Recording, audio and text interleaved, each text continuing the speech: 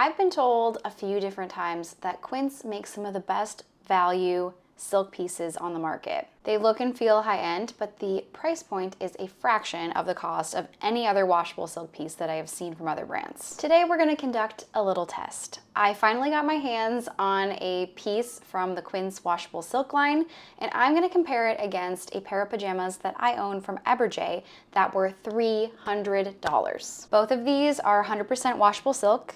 Both of these are pieces that I wash and wear frequently and sleep in a lot, but they definitely sit in very different price brackets. So let's see if what you get for an extra $200 is actually worth it, or if Quince is doing something that no one else has been able to execute so far and make affordable washable silk. Let's do a little intro on the Eberjey pajamas that I am using to compare. So this is a two-piece set. This is the Inez washable silk long PJ set. I've owned this set for about 3 years now. I've worn and washed it a ton. This is in a 16 momme weight. If you're not familiar with what that means, it is just kind of like how cotton is weighed by thread count. The higher the momme, the thicker and probably a little bit more durable the fabric is. The lower the momme, it's probably just gonna feel a little lighter and airier. And actually 16 is pretty lightweight. So most pajamas that I see on the market in a washable silk at least are about a 19. So I actually was really surprised to find out that these are a 16. Eberjey has a whole section on their website talking about their washable silk, and that is where I found this information. The Eberjey silk feels very lightweight and soft and drapey, and it's a little matte. I remember thinking that. Obviously I've worn and washed this a lot, so it's kind of showing a little bit of its wear, but I think for 3 years of wear, it's still pretty well intact. Especially with washable silk, the fibers can get thinner over time the more you wash it. So all in all, I feel like these are still in great condition. A little bit more of a kind of a matte sheen and lighter weight momme. From Quince, I bought the dress, and they make theirs in a 19 momme. So the first thing I noticed about this is that it is a little thicker than my Eberjey pajamas, and I actually like that. That makes them feel higher quality, of course. And it has a little bit more of a lustrous sheen because it is a bit of a denser weight. My first impression of this fabric and dress was that it feels a little bit smoother and cooler to touch. And I know that this dress can be worn multiple ways. I've been wearing it to bed as pajamas, but it also has the ability to be worn out, and I think a lot of people do that. So the denser weight makes sense in this case, especially if you are wearing this out of the house. All right, so going back to some of the design details, the Eberjey pajamas are manufactured in China, which is pretty typical for silk pieces. Majority of silk comes from China. And I find that they really did put a lot of nice attention to detail into the fit. I really like the elastic waistband on these.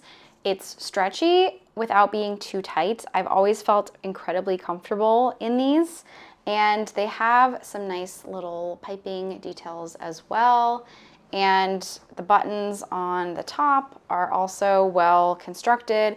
Never had any issues. I do feel like the seam finishing on the inside has definitely worn out throughout the years.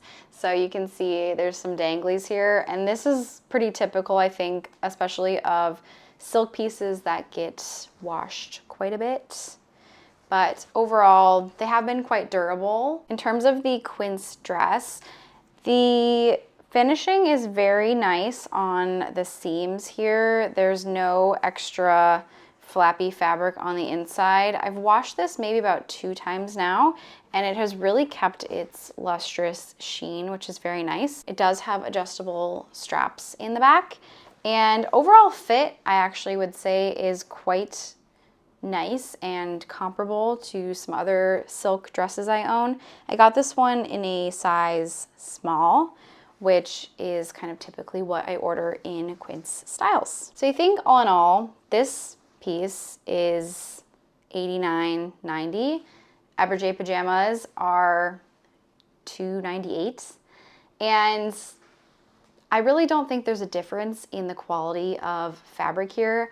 Actually, the Quince one is a little heavier and a little shinier, and actually probably more durable because it is a heavier momme weight. So really you're not paying for higher quality silk in this case. What you're really paying for is the experience from Eberjey. You're probably getting nicer packaging.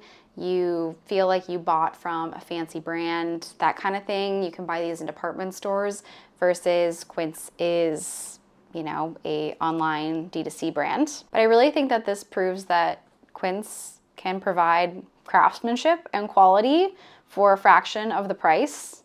I kind of wish that I would have had this option when I bought these years ago, because even though I love these, they were so expensive. I don't think they were probably worth the price that I paid for them. So final thought is that, is Eberjey really 3 times better than Quince? No. Kind of just a different type of luxury because you're paying more so for the experience than the product in that case. I think for me, Quince really wins on value, and I really love their silk pieces. Thank you to everyone who recommended their silk to me because it has changed my life. I'm also buying all of my pillowcases from them now.